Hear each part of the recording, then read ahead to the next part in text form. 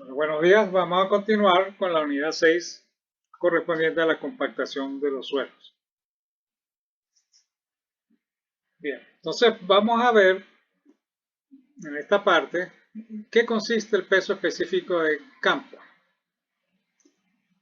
Y no es más que la determinación de los pesos volumétricos húmedo, seco y el contenido de humedad de un suelo en el sitio, o bien en su condición natural, tal como está allí en su rasante, por ejemplo, o en su condición compactada cuando construimos un terrapleno, una base o una subbase de una carretera. El fin básico es comparar estos pesos específicos que tenemos en el campo con los que obtenemos de las pruebas idealizadas, como es la Proctor modificada, por ejemplo. Entonces, para los métodos de obtención tenemos los métodos tradicionales, los modernos y los modernos. Los tradicionales se corresponden a la extracción de una muestra, es decir, un método destructivo para la determinación de esos índices ya señalados. En cambio, los modernos se valen de la tecnología, computarizada y en la cual no utilizamos ensayos deductivos. En el primer método de obtención tradicional, que es la extracción de muestras inalteradas, pues este apunta a ser uno de los métodos más precisos. No obstante, requiere perturbar el material, ya que se requiere extraer básicamente la muestra del sitio de una manera no muy controlada. Aparte de eso, los suelos a los cuales vamos a extraer este tipo de muestras, pues requieren ser generalmente de tipo cohesivo, de tipo arcilloso, limoso, etc. Y es siendo prácticamente imposible utilizar en suelos granulares mixtos, por ejemplo. Por lo tanto, es de muy poca utilización o prácticamente inutilizable, siendo el método del cono y arena el más universal y comúnmente utilizado, normalizado bajo la denominación ASTM de 1556, consta básicamente del siguiente equipo. Por un lado tenemos un frasco que puede ser de cristal o de plástico, inclusive puede ser metálico, al cual se adosa un doble cono, ¿verdad? Cono se atornilla, una parte se atornilla acá y la otra va dispuesta en el terreno, cuyo frasco contiene un material que se llama arena, normalmente arena de Ottawa, que es un material que es una arena uniforme que generalmente se utiliza en algunos relojes de arena, por ejemplo. Entonces, acá pues se coloca el dispositivo y se deja escurrir esa arena para por nosotros lograr medir el volumen del agujero que vamos a preparar acá en el terreno. El diámetro de este agujero, si la granulometría es fina, generalmente es de 4 pulgadas. Ahora bien, para tamaños gruesos, por ejemplo, el método C de la Proctor utiliza tamaños de 6 pulgadas para el diámetro de ese cono. La altura normalmente está en el orden de 1 a 2, ese valor de phi. Aquí un esquema del equipo. Consta de un envase, el doble cono. Lleva adicionalmente una placa que no está en el esquema anterior, pero que es lo que se utiliza normalmente. Y obviamente acá está el hueco que nosotros perforamos, donde va a vaciar la arena que contiene este dispositivo. Para este método de obtención de densidades, lo primero que vamos a hacer es calibrar el cono. Si nosotros queremos medir cuál es el peso que ocupa ese cono inferior con la placa. Entonces esto lo podemos hacer en laboratorio colocándolo sobre una superficie plana y simplemente dejamos vaciar y por diferencia de peso tenemos el peso de la arena el cono, entre cono y placa. Decíamos que la arena que utilizamos era arena de Ottawa y en caso de que no podamos tener esa arena por motivos financieros podemos buscar acá en Venezuela Por ejemplo, acá en el occidente, en Monay, se puede conseguir alguna arena buena para esa prueba. Y en Oriente podemos conseguirla también en Moricha Largo y en el Manzanares. Una arena uniforme, redondeada. Entonces, el segundo paso es pesar el dispositivo, ¿verdad? El doble cono con el envase, y ese peso lo vamos a llamar peso inicial del cono y arena. Luego lo que hacemos, ubicamos el punto de muestreo donde queremos determinar la densidad o el peso específico. Ubicamos y lo remarcamos con la placa. Para eso la fijamos, ¿verdad? Con clavos acá, ¿verdad? En las esquinas de la placa, y luego perforamos el agujero donde vamos a hacer el experimento. De ese hueco que labramos, podemos determinar el peso de la muestra que saquemos ahí y su contenido de humedad. Observe que el material lo colocamos en esta bolsa hermética para evitar pérdida de humedad y colocamos el equipo. Abrimos la válvula y dejamos fluir esa arena, como un reloj de arena, exactamente.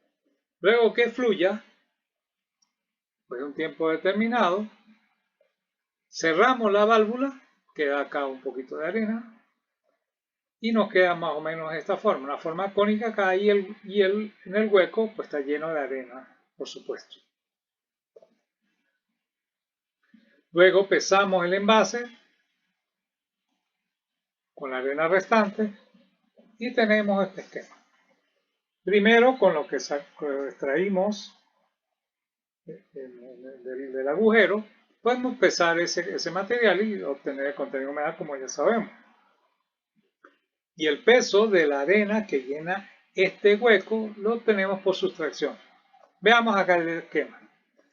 Inicialmente, antes de abrir la llave esta, que aparece acá, la válvula, el dispositivo está casi lleno de arena. Entonces lo pesamos.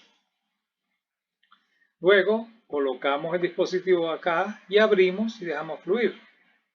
Cuando cerramos y pesamos, queda la arena restante, obviamente con una menor cantidad que la anterior. Al restar este peso inicial menos el peso final, lo que nos queda es el conito que observamos en la fotografía, y todo esto está lleno de arena. ¿Okay? Entonces, el peso de la arena que llena el hueco, esta, es igual a este peso inicial menos este, que nos da todo esto, menos el peso de la arena que llena el cono y la placa. El peso de la arena del cono y la placa ya lo obtuvimos acá, ¿verdad? Mediante la calibración del equipo. Entonces, el volumen de la muestra, que es lo que en definitiva nos da este ensayo, es igual al peso de la arena que llena el hueco entre el peso específico de la arena de Ottawa o la arena que nosotros tengamos a disposición. Este peso específico es muy sencillo de determinar, es un peso seco, y la arena es uniforme. Al vaciarlo sobre un volumen conocido, podemos determinar ese gamma de A.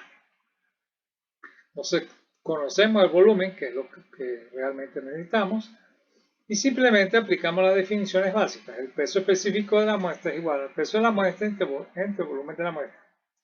Y el peso seco, peso específico seco, no es más que el peso específico húmedo o de la muestra entre 1 más W, que es la expresión que decíamos en la primera parte, que es de básica aplicación en compactación de los suelos.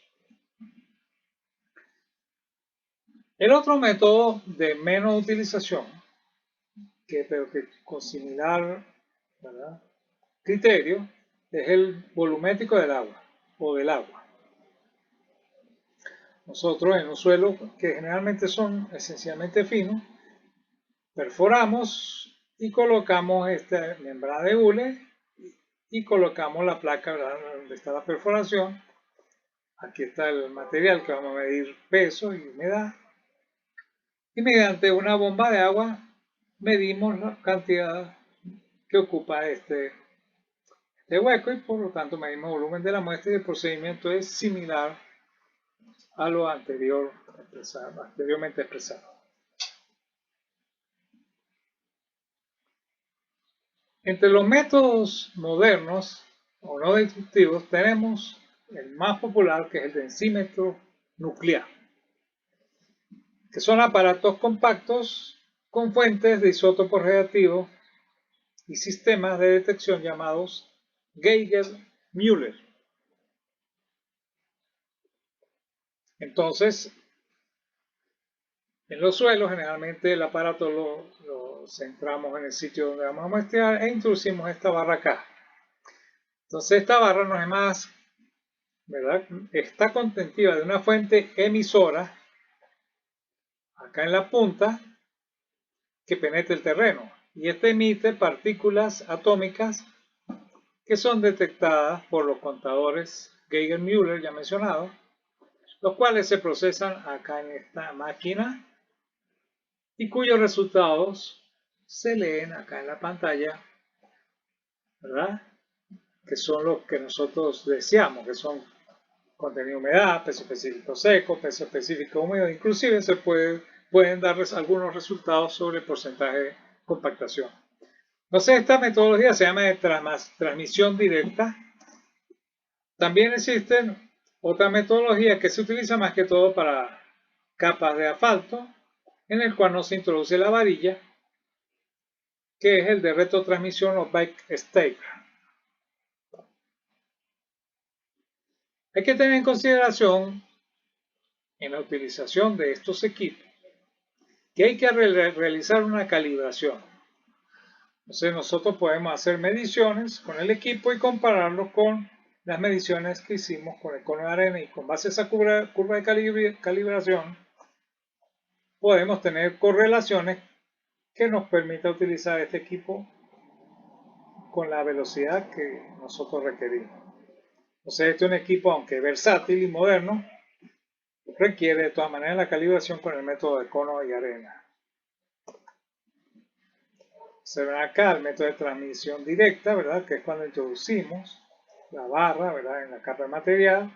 El otro método de retrotransmisión que se puede utilizar o bien para medir la humedad, como vemos acá, o utilizamos para medir pesos específicos de densidades de las mezclas asfálticas compactadas.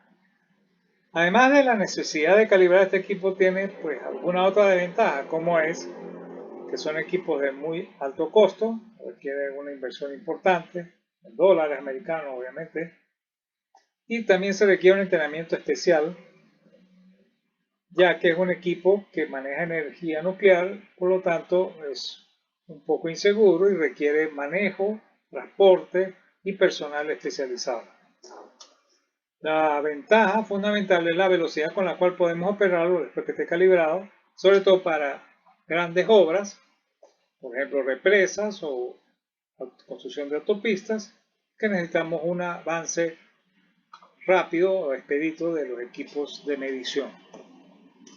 El densímetro eléctrico, aunque tiene los mismos principios en cuanto a su facilidad de medición y la velocidad con que opera, pues no se ha visto que haya tenido mucho éxito, no tiene la publicidad necesaria, pero de todas maneras existen, todavía puede servir como una línea de investigación para los estudiantes interesados.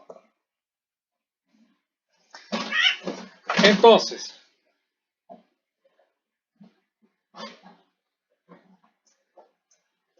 ya sabemos, ¿verdad?, que tenemos una tecnología para medir los pesos específicos en el campo.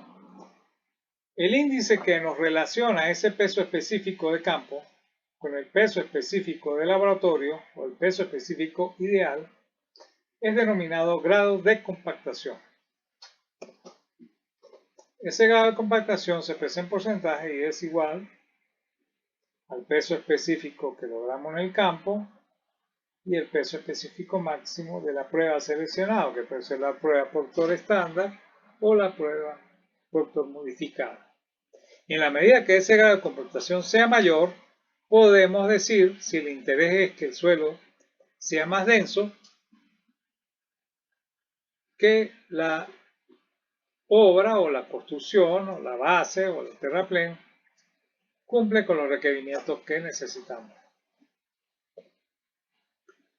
Entonces observen, normalmente en las especificaciones latinoamericanas se requiere que ese grado de compactación esté entre el 90 y el 95%, y en Venezuela entre el 95, o mejor dicho, sea del 95%.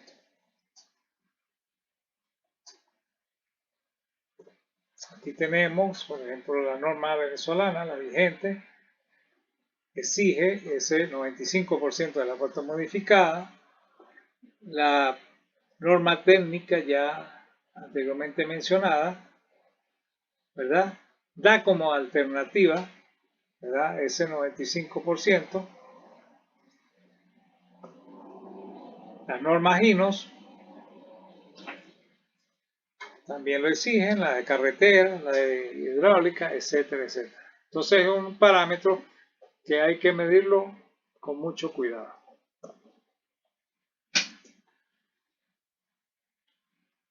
Entonces sabemos que hay un índice al cual nosotros deseamos llegar, y para eso pues necesitamos intervenir la carretera tal como antiguamente se hacía. No obstante, hoy hay que sistematizar los procedimientos para lograr esos grados de compactación que deseamos. Entonces para eso se realiza o se establece la tecnología de compactación de campo. Y el fin de esa compactación de campo es obtener la mayor densificación posible del suelo, el cual vamos a utilizar o bien como terreno de fundación o como material de construcción, a fin de darle al suelo mayor resistencia al corte, hacerlo más impermeable, de mayor durabilidad, así como minimizar la posibilidad de formarse ante la acción de diversas cargas. Para nosotros lograr esa compactación de campo ideal, pues debemos intervenirla utilizando equipos o maquinaria de construcción. Para la compactación de campo, los principios que rigen esta metodología son los mismos que gobiernan el laboratorio. Entonces sabemos que el peso específico seco máximo es función del tipo del suelo, del contenido de humedad y de la energía específica aportada por el equipo utilizado, así como el espesor de la capa colocada. Es decir, los principios son los mismos que la prueba productor original o la modificada. Depende, como decíamos, del tipo de suelo, contenido de humedad y de energía aportada, que en este caso no es por el peso del tizón y por el número de capas, sino por el equipo que vamos a utilizar, así como el espesor de la capa colocada. Nosotros debemos planear un patrón de compactación. Entonces para ello se requiere escoger el equipo más idóneo, y este equipo más idóneo depende del tipo de suelo que vamos a compactar. Es necesario, por tanto, tantear cuántas pasadas o pases debemos aplicar y el espesor de la capa para obtener la densidad especificada en el proyecto. Este material debería compactarse a una humedad próxima a la óptima, no necesariamente tiene que ser igual. Y depende de la necesidad que tengamos, puede ser menor o mayor a esa óptima. Y a estas capas, pues generalmente es común práctica utilizarlas entre 10 y 30 centímetros, entendiendo que el espesor depende de la energía que aporte el equipo de compactación. A mayor energía, pues el espesor de la capa pues será mayor.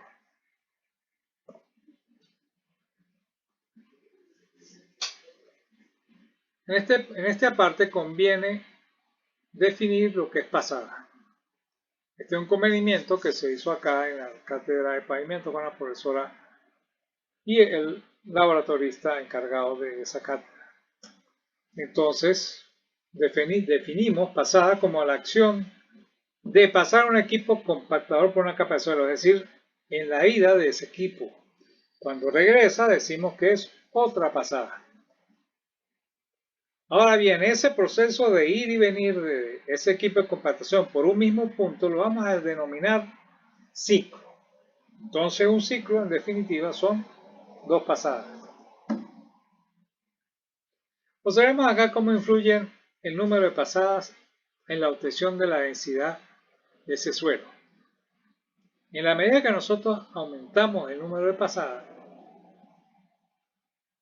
el peso específico de ese suelo aumenta, pero no aumenta de una manera indefinida, sino simplemente al principio el crecimiento es muy importante, luego de un punto tiende a hacerse asintótico con la horizontal, es decir, hay que buscar que el número de pasadas sea el óptimo a fin de no hacerlo antieconómico, es decir, si usted produce muchas pasadas, pues el costo por utilización de equipos va a ser mucho mayor que si utiliza pocas, pero si usted utiliza muy poquitas pasadas, obviamente no va a llegar a los requerimientos de calidad que nosotros tenemos establecidos acá en Venezuela. Entonces, decíamos que el tipo de compactador que utilizamos influye mucho en la calidad que logremos. Si tenemos un suelo arcilloso, un suelo limoso, un suelo esencialmente cohesivo, el equipo más idóneo es el pata de cabra, que no es más que un tambor con un gran número de protuberancias a modo de las patas de un animal, que en este caso, pues como su nombre indica, de la cabra, y la efectividad es mayor en este tipo de suelos. Entonces, durante este proceso, las pasadas iniciales compactan la porción inferior de la capa y las porciones superiores y medias se compactan después de ese proceso inicial. Se ve acá que en un principio debe penetrar completamente la capa superior, la que estamos trabajando, y llegar a la capa subyacente ya compactada. Durante los primeros pases, pues se va a dar esta condición y en la medida que se avanza en el proceso de compactación, pues va subiendo, ¿verdad? Ya que este suelo se va haciendo más resistente. Y luego, literalmente, pues, estas patas o protuberancias van a caminar encima de esta capa compactada. En ese instante se puede decir que se ha logrado una compactación satisfactoria y podemos proceder a la medición de la densidad en el terreno. Ahora bien, si tenemos un suelo fino, arenoso fino, con poco plástico, o un suelo limoso, de baja plasticidad, el compactador recomendado es el compactador neumático. Y el efecto de este compactador es amasado, ¿verdad? Más presión, que no es más que una serie de ruedas infladas, ¿verdad? Y que se colocan al tres bolillo, es decir, adelante van las primeras ruedas, las principales, amasando, y atrás unas complementarias que van amasando la parte o compactando la parte no intervenida en la primera etapa, a la parte delantera del equipo. Estos pueden tener entre 7 y 13 llantas y estas deben traslaparse. Se ve acá una panorámica, 3 dimensiones donde se observa el proceso. De las de adelante van compactando una zona y las de atrás van complementando dicho proceso.